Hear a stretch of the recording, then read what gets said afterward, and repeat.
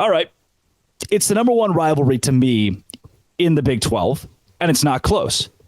It's one of the reasons the Big 12 is going to be able to stay prominent in college athletics. What do you need to be a force in college athletics? It's good rivalries. And I think the Holy War is a top 5 rivalry in college athletics.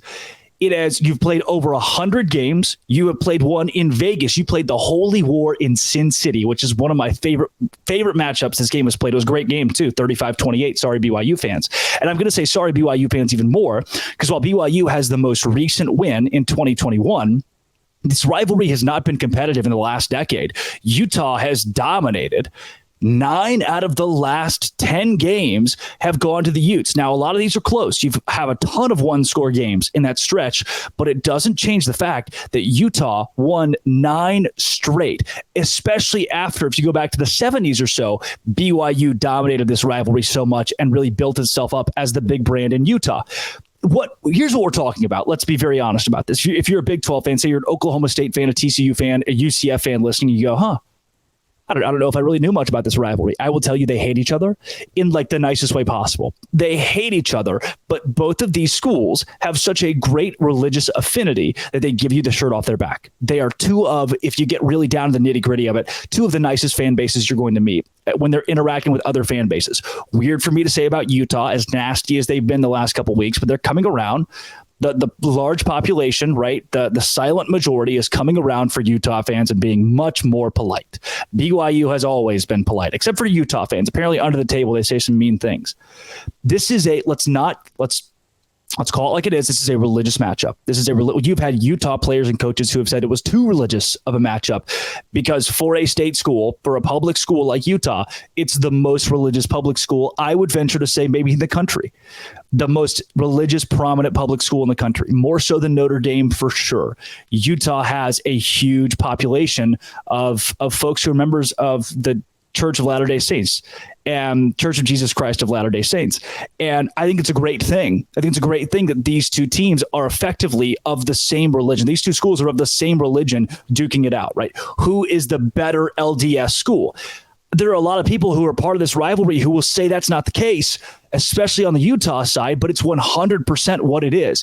It's like if there were two really prominent Catholic schools, which there's Notre Dame, right? They're the one. We point at Notre Dame. If there were two schools who are devoutly committed to Catholicism, you're fighting for your faith. You're fighting for your beliefs. That's what this is.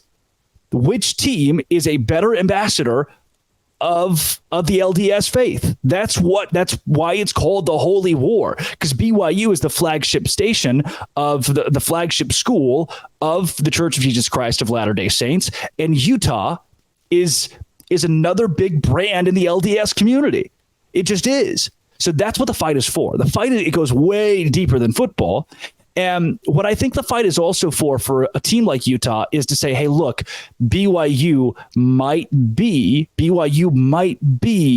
LDS spearhead, but hey, look, we deserve some credit in Utah as well. What has happened because religion is such a big part of this matchup is that BYU has become the A1 in the state of Utah, right? If you're a member of the Church of Jesus Christ of Latter-day Saints, where do you want to go to school? Brigham Young University. I don't know if Utah fans, people who graduated from Utah, really love that that's the moniker that's given.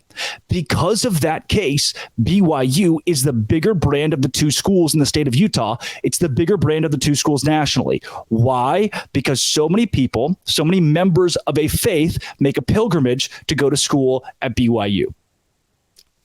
Somewhat at Utah as well, mostly at BYU. So despite the fact that BYU has lost a majority of the matchups in this rivalry, and it's close-ish, right? 62-35. And despite BYU having lost 27 more games than it has won against Utah, they're still the prominent brand because faith and religion play such a big part in these two schools, in their states, and in this respective matchup.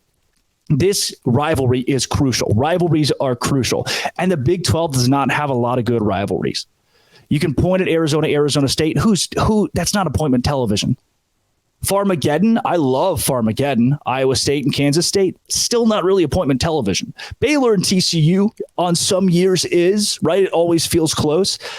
The Rivalry, as they call it, Not always appointment television. Every year, I don't care. I don't care how good BYU is. I don't care how bad BYU is, how good or bad Utah is.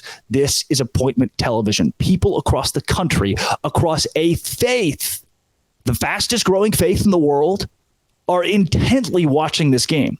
And I think there would be some of you who are out there thinking like, oh man, this guy's getting way too deep in the weeds about this, about religion here, about faith here. But no, you have to understand what kind of peg that is in this rivalry and how you can't take that cornerstone away from this and understand what the holy war is.